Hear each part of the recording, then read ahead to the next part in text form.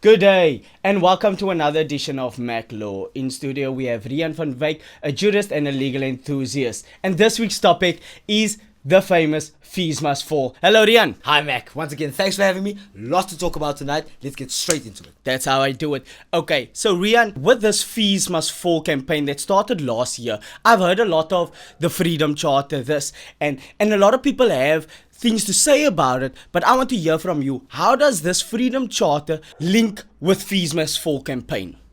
Well, Mac, in answering your question effectively, we need to start on what the Freedom Charter is.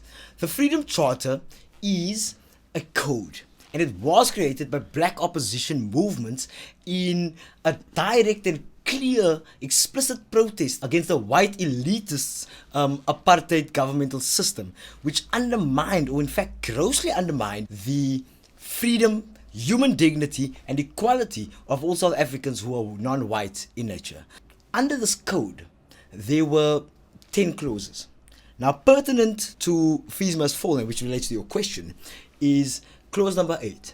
It was headed under the heading saying that the doors of learning shall be opened. Right? Now, specifically subclause 4 was, and I quote, and I need you to listen to this. It says that education shall be free, compulsory, universal and equal for all children. Higher education shall be open to all through state allowances and through scholarships which would be awarded on the basis of merit. Now, clause 8, subclause 4 cannot stand without reading it with clause 8, subclause 3. At the risk of sounding like I'm lecturing, I again need you to listen to, because this establishes a very important basis. It says that the aim or the sole purpose of education is to teach the youth to love their people and culture and have respect for human brotherhood, love and peace. And what now, Riaan, thank you for that explanation on the Freedom Charters. But it has such a message where they must have peace and look after the people. But today they're burning out cars, they're burning out buildings, and some people are saying that it's right. They're right because they're not being heard. But what is your views on them actually destroying what we can use? Okay, you've touched a multitude of facets there, but I would like to start off with the point of not being heard. You know, in South Africa and our new constitutional democracy, which we have all come accustomed to, which we have all subjected ourselves under, we are now in what we call a representative democracy. No longer does democracy mean the exact Greek version of democracy, which meant demos kratos, the power of the people, where the people actually went picketing and went making their voices clear. Now it means that, listen, in order to protect minorities and majorities and everybody's views, we are putting representatives, which is proportionately representing the people of this country, to make laws, establish regulations and procedures in order to give effect to our wants and needs. So we cannot say that people are not being heard, because the people voted for certain parties to ensure that international duties like the freedom to educate or the right to education should be adhered to, and whether or not they feel that it should be free and it should be regulated in a fashion that is more advantageous to previously disadvantaged people. That is a question that should be intrinsically asked, and it begs a solution to follow the procedures and principles within a representative democracy. So, to answer your question, violence, outbreaks, loud manifestations about what they believe, and sometimes even erroneously so, because as we've just pointed out, that the Freedom Charter has never ever said that higher education should be free. What now transpires again, and which we've discussed in the introduction to MackLaw, is that societies need change. Back in 1955, the proponents or the establishers of the Freedom Charter only wanted access. They were denied it.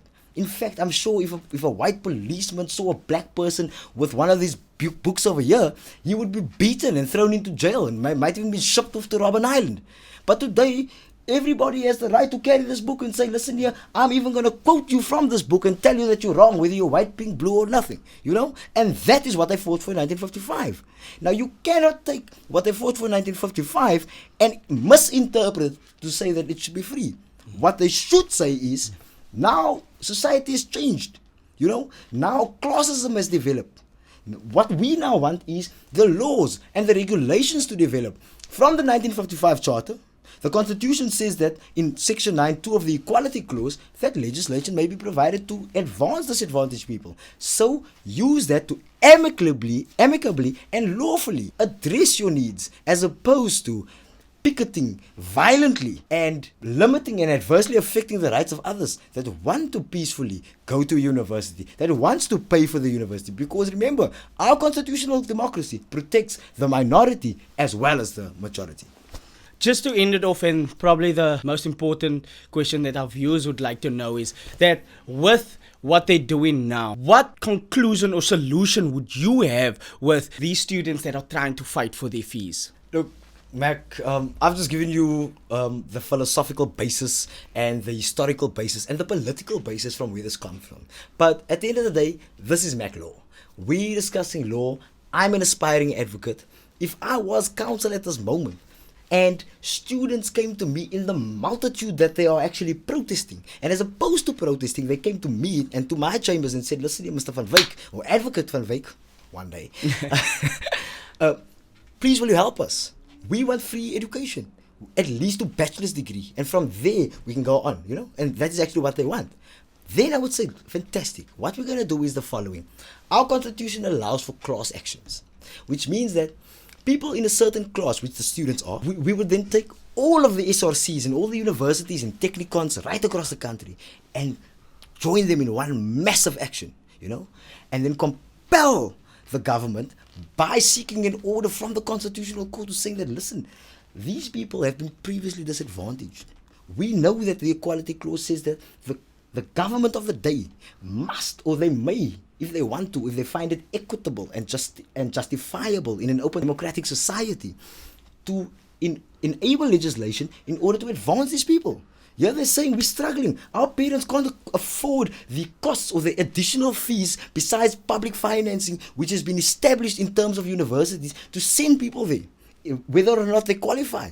I mean, how many people in rural communities that hasn't even heard of what a bachelor's degree is, has the wit and intellect to actually be there, you know? So accessibility and availability as envisaged by the Constitution in Section 29 1B should then be made available. And me as counsel or representative for this group or class of people would then find justiciability to go to the Constitutional Court directly and advocate for those people. And then the Constitutional Court, provided the fact that we've proven our case, would then order government to say, listen here, don't just put this under regulation, send Praveen Gordhan all the way from Johannesburg and go and talk in Cape Town and say, over the next 3 years, we might give you 17.6 billion rand to the universities in aid of tertiary education. No, we're ordering you to make legislation and to draft legislation in order to advance those people. And that is what the Constitution says. And any law, as we all know now, by now, any law